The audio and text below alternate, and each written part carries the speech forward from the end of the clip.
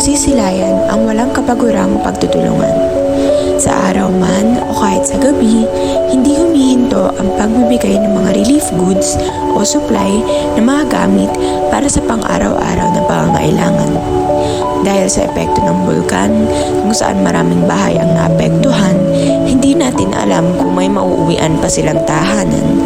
Subalit sa mga evacuation center, katuwang ang gobyerno, may matatawag silang bubong na masisilungan.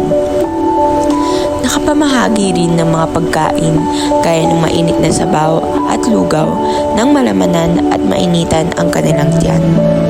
Kahit sila ay nasalanta, maaari silang makapagpahinga upang mas maging malakas na kaharapin ang sitwasyong kasalukuyang pinagdadaanan.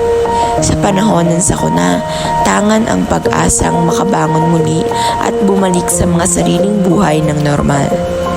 Habang may mga taong handang mag-abot ng kamay, hindi nila pasan ng mag-isa ang bigat sa buhay.